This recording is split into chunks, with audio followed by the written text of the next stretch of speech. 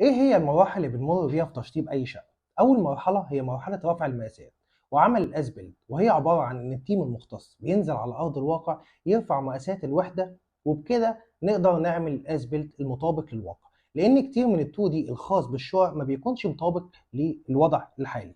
وطبعا في المرحلة دي لازم نكون عارفين أماكن الصرف الخارجي وأماكن دخولها للموقع، عشان لو في تعديلات معمارية في الحمامات والمطبخ نكون عاملين حسابنا ليها. تاني مرحلة وهي مرحلة الفurniture بلان. كتير من الناس ما بيديش حجم لأهمية المرحلة دي، ولكن احنا بنعتبرها أهم مرحلة، لأن احنا بنكون مهتمين بالوظيفة قبل الشكل. وهنا بتيجي أهمية المرحلة دي، وبنقعد مع العميل سواء اونلاين ميتنج أو في الشركة، ونفهم احتياجاته داخل البيت وإيه هي الزونز اللي مكون منها وشكل اللايف ستايل بتاعه. وبعد كده بنبدأ نصمم الفurniture بلان بناء على طبيعة حياته واستخداماته، ونصمم شكل السيركيوليشن أو ممرات الحركة جوه البيت، وبنقدم أكتر من مقترح للعميل، لأن بيوتنا قبل ما يكون شكلها حلو لازم تكون بتخدم وظيفة. وعلشان كده احنا استخدمنا قاعدة الفورم فولو فانكشن، يعني الشكل والديكور بيجوا بعد الاستخدام والوظيفة مش العكس. ثالث مرحلة هي مرحلة المود بورد أو البرين ستورمينج.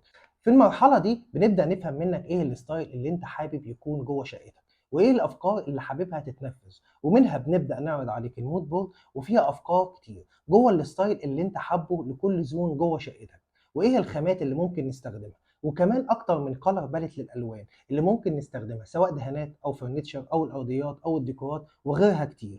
وبناخد منك كومنت على كل صورة موجودة في المود بورد، وايه اللي عجبك وايه اللي مش عجبك، ومن هنا بنكون جاهزين نبدأ في التصميم ال3D. رابع مرحلة هي مرحلة ال3D ديزاين والشوب دروينج. بعد ما بنكون وصلنا بشكل كبير واتفقنا على شكل اليونت، هنا بيجي دور المرحلة دي، وإننا بننفذ كل اللي تم مناقشته في المراحل اللي فاتت في التصميم ال3D، ونعرض عليك ونوريك شكل اليونت بالكامل زي ما هتستلم وقبل ما نبدأ في التنفيذ، ونفهم منك لو في أي تعديل، وبعد كده نعدلها ونوصل للشكل النهائي للوحدة بتاعت حضرتك. ثم بيجي بعد كده دور التنفيذ. التنفيذ بينقسم إلى 4 خطوات. أول خطوة هي التعديلات المعمارية، تأسيسات السباكة، تأسيسات الكهرباء، تأسيس مواسير فريون التكييف وصرفه.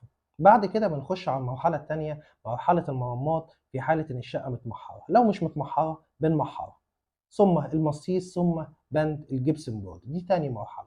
نخش بعد كده على تالت مرحلة، هي توريد وتركيب السيراميك أو البورسلين أو الرخام المختار للوحدة. رابع مرحلة ودي مهمة جدا، مرحلة الدهانات والديكورات ونظافة الشقة وتسليم الشقة للعميل زي ما هو حابب وزي ما هو شاركنا في اختياراتها من البداية.